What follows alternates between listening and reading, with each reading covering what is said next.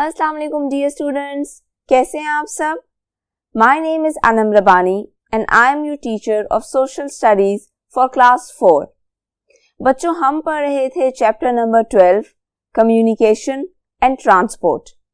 हमने पाकिस्तान में different ways of communications के बारे में पढ़ा था, जैसा कि radio, television, email, mobile phones. इसके अलावा हमने पढ़ा ट्रांसपोर्ट के बारे में, रेलवेज के बारे में, रोड्स के बारे में, प्लेन्स के बारे में, शिपिंग के बारे में।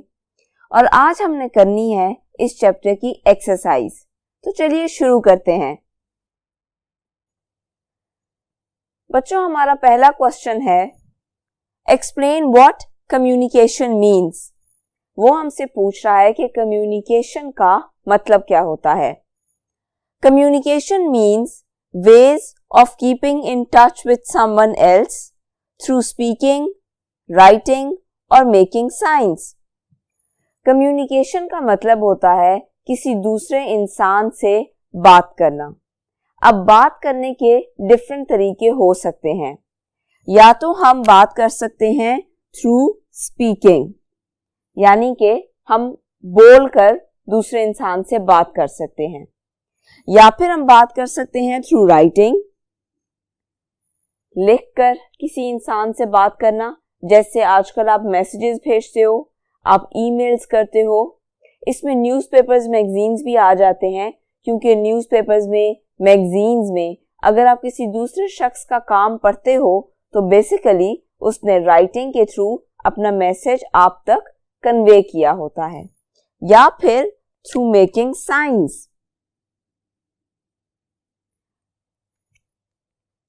बहुत से लोग बोल नहीं सकते, सुन नहीं सकते, तो फिर वो कौन सी लैंग्वेज में बात करते हैं? साइन लैंग्वेज में। इसी तरह अगर आप कभी ट्रेवल कर रहे हो तो बहुत सी जगहों पे जो साइंस बने हुए होते हैं उन पे कुछ लिखा नहीं होता। फॉर एन एग्जाम्पल, अगर कहीं लैंड स्लाइडिंग का साइन बना हुआ है तो उसमें एक पहाड़ी बनी हुई होगी और कुछ पत्थर गिर रहे होंगे। अब उस पर कुछ लिखा हुआ तो नहीं होता, लेकिन उसके बावजूद आपको समझ लग जाती है कि यहाँ पे लैंड स्लाइडिंग का खतरा है।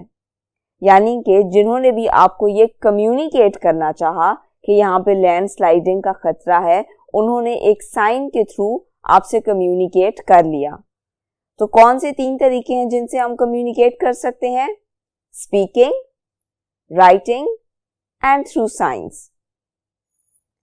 क्वेश्चन नंबर 2 है what are the main means of communication in our country. यानी कि हमारी कंट्री में कम्युनिकेशन के कौन से मेन तरीके हैं। The main means of communication in our country are as follows. It could be through post office, it could be through radio.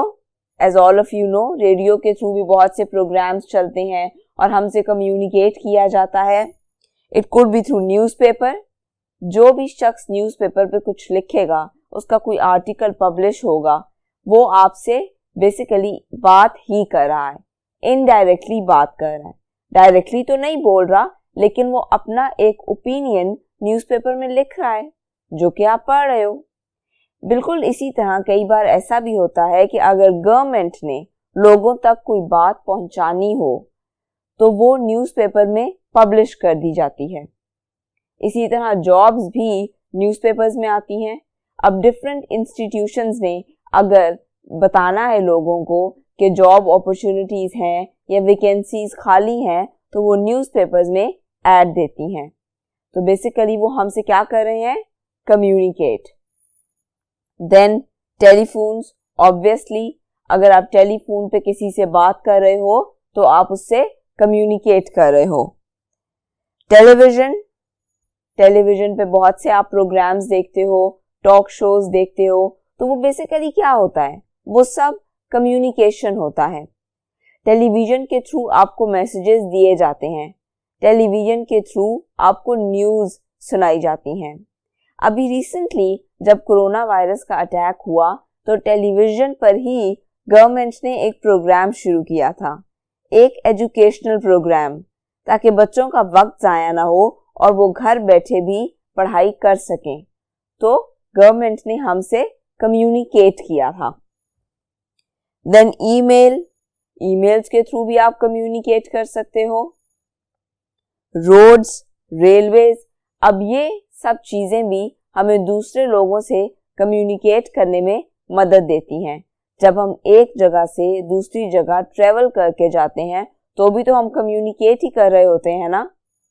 बिल्कुल इसी तरह airways and shipping, they are modes of transport, लेकिन under communication ही आ जाते हैं, क्योंकि आप किसी भी मोड के थ्रू अगर ट्रेवल करके एक जगह से दूसरी जगह जा रहे हो तो आप कम्युनिकेट कर रहे हो।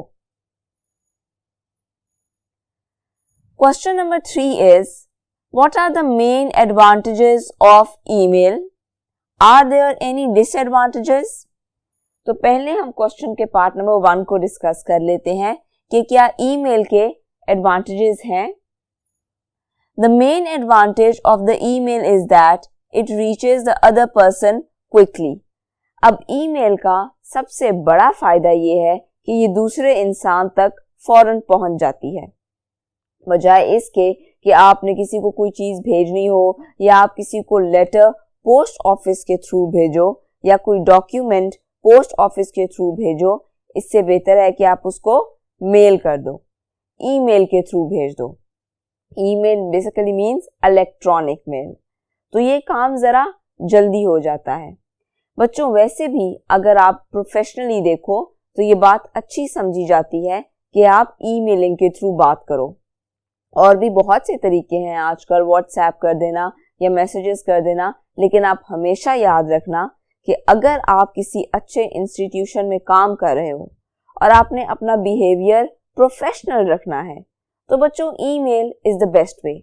अपनी एक अच्छी सी ईमेल बनाओ, जो भी बात आपने करनी है, आपने कोई एप्लीकेशन भेजनी है, आपने कोई वर्ड का डॉक्यूमेंट भेजना है, उसको अच्छा सा बनाओ, प्रेजेंटेबल बनाओ और उसको ईमेल करो।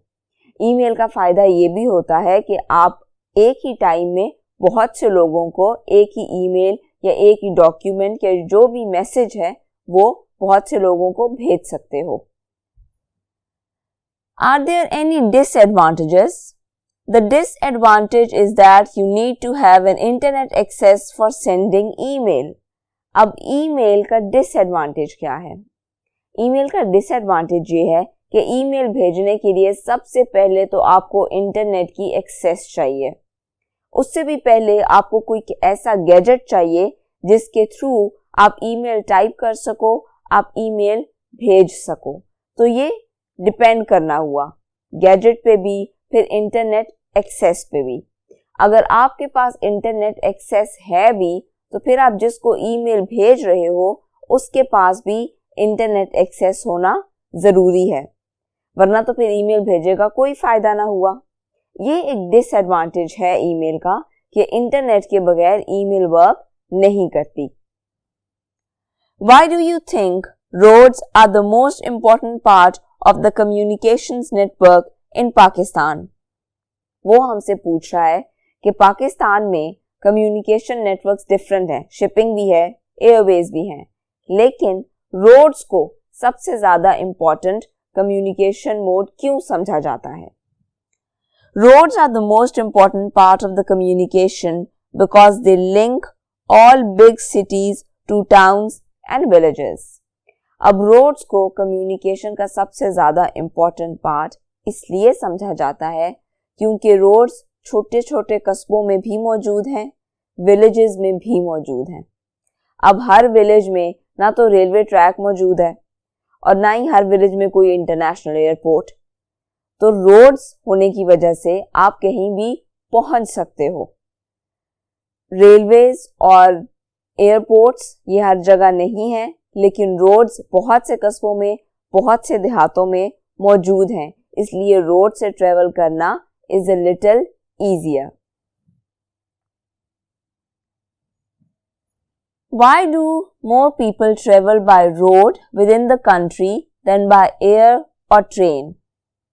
अब वो हमसे पूछ रहा है कि लोग ज्यादातर रोड्स के थ्रू ट्रेवल करना क्यों प्रेफर करते हैं एज कंपेयर टू ट्रेन्स और Airways. People travel by roads because roads are present even in towns and villages. train tracks are not present everywhere. Traveling through roads is cheaper than traveling through air. हमने अभी थोड़ी देर पहले भी इस बारे में बात की कि रोड्स क्योंकि हर जगह मौजूद हैं, इसलिए रोड्स के थ्रू ट्रेवल करना प्रेफर किया जाता है। इसके अलावा बच्चों और भी बहुत सी बातें हैं जिसकी वजह से रोड्स के थ्रू ट्रेवल करना आसान होता है। जैसे कई बार ऐसा होता है कि आपको ट्रेन का टिकट नहीं मिलता या ट्रेन कभी कभार आने में बहुत देर कर देती हैं, इसलिए लोग प्रेफर करते हैं कि वो किसी बस का टिकट ले लें, बस करवा लें या वो अपनी गाड़ी हायर करवा लें और चले जाएं थ्रू रोड्स। इसी तरह मैंने जैसे पहले कहा कि रेलवे ट्रैक्स हर जगह मौजूद नहीं हैं, इसलिए आप हर जगह रेलवे ट्रैक्स के थ्रू या ट्रेन के थ्रू नहीं पहुंच सकते, लेकिन अगर वहां पे रोड्स मौजूद हैं तो फिर आप जा सकते हो। अब रह गई बात एयरवेज की। तो बच्चों आप सबको पता है कि एयरप्लेन का टिकट काफ़ी एक्सपेंसिव होता है, हर कोई अफोर्ड नहीं कर सकता, लेकिन रोड्स के थ्रू ट्रैवल करना as compare to air tickets बहुत सस्ता पड़ता है, इसलिए रोड के थ्रू ट्रैवल करने को लोग प्रेफर करते हैं। कई बार ऐसा भी होता है बच्चों के लोगों के लिए ट्रेन के थ्रू या एयरप्लेन के थ्रू ट्रैवल करना बहुत मुश्किल होता है, उनकी तबीयत ख़राब हो जाती है। कुछ लोग इतना डरते हैं एयरप्लेन में बैठने से कि वो ये प्रेफर करते हैं कि वो रोड के थ्रू ट्रैवल करें, चाहे देर लग जाए, लेकिन वो एयरप्लेन में बैठना पसंद नहीं करते। ऐसे कई फोबियाज होते हैं, कई लोगों को ऊंचाई से डर लगता है, कई लोगों को ज़्यादा पानी से डर लगता है। इसी तरह कई लोगों को ट्रेन में ट्रैवल करने से या एयरप्लेन में ट्रैवल करने से भी डर लगता है, लेकिन वो रोड्स के थ्रू इजीली ट्रैवल कर लेते हैं। What are the names of the international airports in Pakistan? अब वो हमसे पूछ रहा है कि पाकिस्तान में इंटरनेशनल एयरपोर्ट्स कितने हैं। All the airports of the major cities of Pakistan are listed as international. अब पाकिस्तान की मेजर सिटीज में एयरपोर्ट्स हैं and most of them are considered as international airports. Major cities में आ जाते हैं इस्लामाबाद, कराची, लाहौर, मुल्तान, गवादर, सियालकोट, फैसलाबाद एंड पेशावर। पाकिस्तान में ऑलमोस्ट 12 इंटरनेशनल एयरपोर्ट्स मौजूद हैं and almost 42 domestic airports. Domestic airports मतलब वो within the country operate करते हैं। Now let's talk about our last question, which are the major ports in Pakistan, यानी कि पाकिस्तान के मेजर पोर्ट्स कौन से हैं। तो पहले तो बच्चों आप ये समझ लो कि पोर्ट होता क्या है।